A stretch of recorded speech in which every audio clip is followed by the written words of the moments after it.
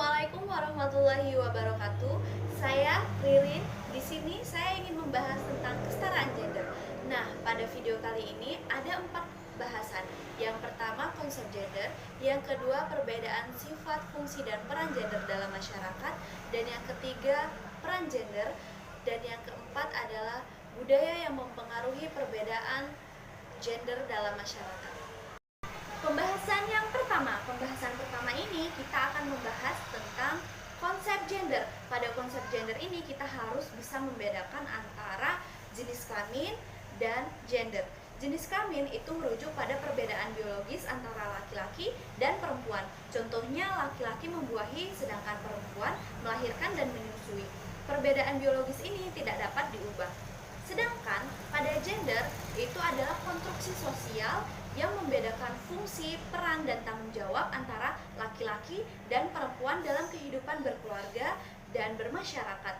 Jadi jelas antara perbedaan jenis kelamin dan gender.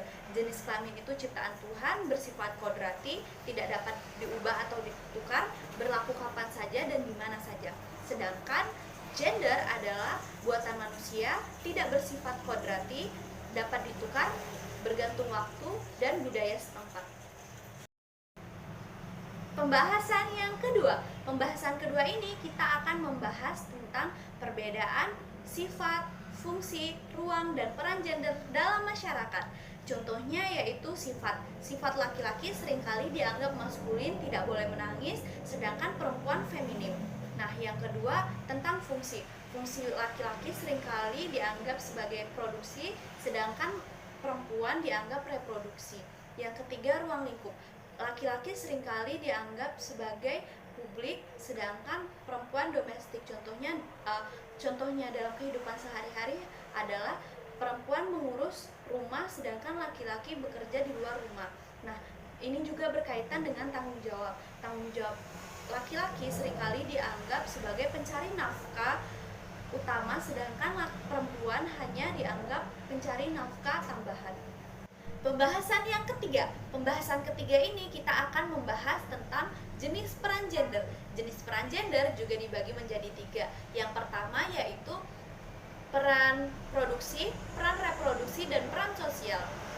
Peran reproduksi itu peran seseorang menyangkut pekerjaan yang menghasilkan barang atau jasa, baik itu dikonsumsi maupun dijual belikan. Sedangkan peran reproduksi yaitu peran seseorang dalam pemeliharaan urusan rumah tangga seperti mencuci, mengepel, mengurus rumah, mencuci piring, membersihkan rumah, dan yang lain sebagainya. Jadi peran produksi itu adalah sektornya publik, sedangkan peran reproduksi itu sektornya domestik. Yang ketiga, peran sosial. Nah, peran sosial itu adalah peran seseorang untuk berpartisipasi dalam kegiatan sosial kemasyarakatan seperti bergotong royong untuk kepentingan bersama. Jadi, jenis peran gender ini antara laki-laki dan perempuan sama.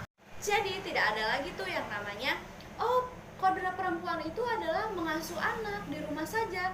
Sedangkan kita harus tahu nih membedakan antara jenis kelamin dan gender. Nah, kodrat dalam hal ini seperti perempuan adalah menstruasi, menyusui, memberikan ASI kepada anak, melahirkan, mengandung, dan menopause. Sedangkan kodrat laki-laki adalah membuahi sel telur perempuan. Jadi kita harus bisa membedakan antara jenis kelamin dan gender. Yang menjadi pertanyaan adalah mengapa seringkali terjadi perbedaan antara perlakuan laki-laki dan perempuan. Ini terjadi karena adanya budaya yang mempengaruhi gender. Budaya yang mempengaruhi itu contohnya seperti masyarakat dianut oleh kepercayaan yang salah tentang apa arti menjadi perempuan. Yang kedua, perempuan dan laki-laki berpikir, berperasaan, bertindak dengan pola-pola tertentu yang ada di masyarakat. Yang ketiga yaitu gender dihubungkan dengan jenis kelamin. Jadi tidak bisa membedakan antara jenis kelamin dan gender dalam rekayasa masyarakat. Contohnya memasak dan merawat anak adalah hanya tugas perempuan, sedangkan memasak dan mengasuh anak juga bisa dilakukan oleh laki-laki. Nah, jadi kita harus bisa membedakan antara gender dan jenis kelamin. Semoga video ini bisa bermanfaat untuk kita semua. Wassalamualaikum warahmatullahi wabarakatuh.